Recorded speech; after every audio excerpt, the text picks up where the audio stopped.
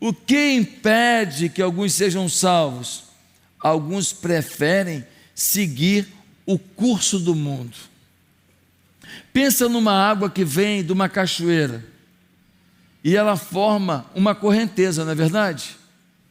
E aquela correnteza vai, e chega uma hora que vai ter um abismo. Assim tem sido a vida de muitos.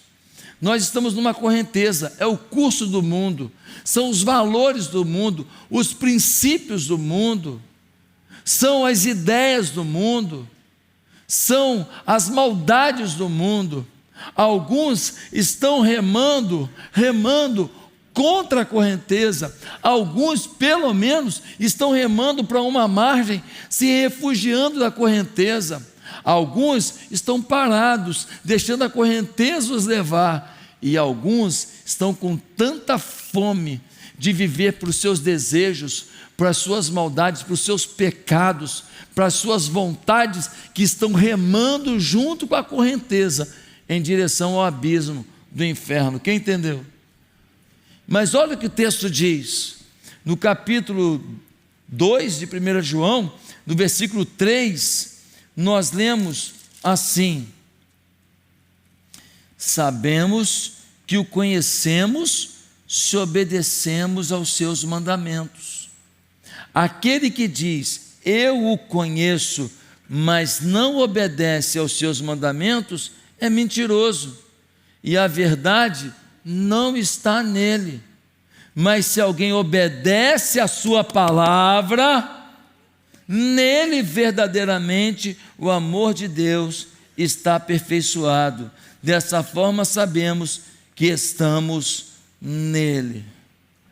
Como é que a gente sabe se uma pessoa está em Jesus, está de verdade em Deus? Como? Se ela obedece. Muitos não serão salvos, porque por mais que admirem a palavra de Deus, admirem os ensinos de Jesus, não querem abrir mão das suas vontades, não querem obedecer aos mandamentos do Senhor, querem viver por conta própria. Dizem, olha, esse aqui é o meu pecado de estimação, esse eu não vou abrir mão, isso aqui a minha carne pede, e eu não quero ficar sem isso, não, que agora eu tenho dinheiro, sabe, eu sou feio pra cacilda, nunca mulher nenhuma me olhou, mas agora tem um monte de mulher me olhando, porque o meu dinheiro é bonito, e agora eu quero usufruir de tudo quanto é pornografia, imoralidade, eu quero viver isso, que a minha feiura não deixava.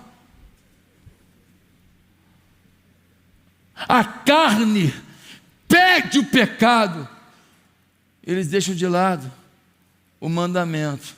A Bíblia diz, você diz que conhece o Senhor, mas não obedece, você não conhece. Meus amados irmãos, infelizmente, no mundo que nós vivemos, o curso do mundo legaliza pecado. E nós que estamos na igreja, muitas vezes, ao invés de fazer o que a Bíblia diz, quando a gente peca, a gente faz o quê? Justifica. Eu traí, mas ela também. Eu menti, mas ela também mente. Pastor, fiz um negócio aí para arrumar um dinheiro aí no órgão público aí. Pô, mas todo mundo faz. Cara, mas você vendeu um carro cheio de problema, pessoal. Ele não perguntou.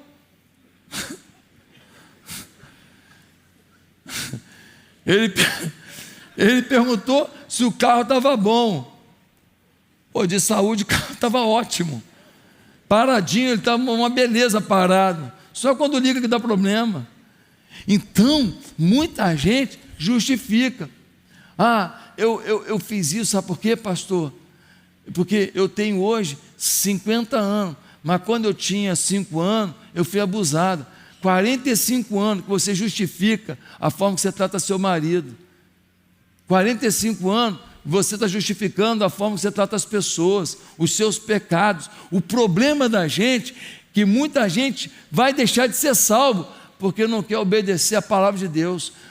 Gente, a nossa carne pede coisas, mas ela depois cobra com juros e correção monetária.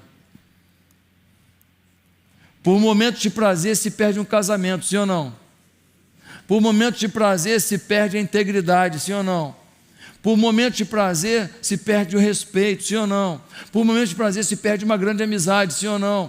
Por momentos de prazer a gente perde a oportunidade de forma justa, correta, empreender alguma coisa que vale a pena, construtiva, deixar um legado.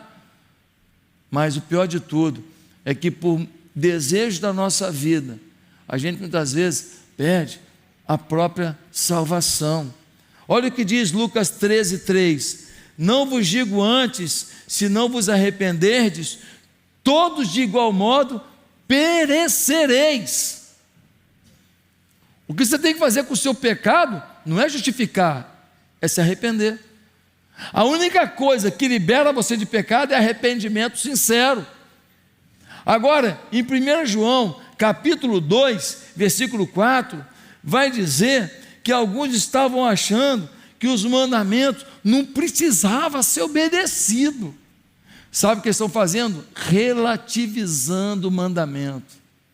Mandamento não pode ser relativizado, é ordem, é lei de Deus. Não está atrelado ao século I, ou ao século XX, ou ao século XXI, não, está atrelado à eternidade, é princípio de Deus. Então, o que hoje eu vejo, inclusive, alguns que se dizem pastores, relativizando o que é pecado, e aí eu fico perguntando para mim, meu Deus, nunca foi crente?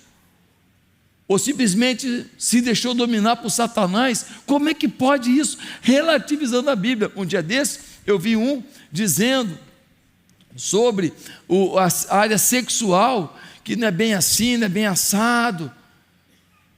E o princípio que ele utilizou, dizendo, não podemos olhar para aquela época que Paulo falou sobre sexualidade e aplicar para hoje. Se eu pegar o princípio dele, eu posso usar isso para adultério, eu posso utilizar isso para várias coisas, e nós vamos legalizar todo quanto tipo de pecado. Aí ficou bom, né? Pode pecar à vontade, e Deus tem que aceitar a gente, porque Ele não é mais Senhor, agora Ele é nosso servo. Agora Ele vai ter que acolher o nosso pecado. Quem está entendendo? Pecado tem jeito. Eu não quero ficar falando do que você foi, eu quero falar para você o seguinte: não me importa de onde você veio, o que você fez. O que eu quero dizer para você é: você não pode agora se acomodar porque um dia você errou. Deus perdoa pecado, lava do pecado, transforma do pecado e dá uma nova vida pura, honesta, íntegra e cheia da presença dEle. E é isso que nós temos que viver.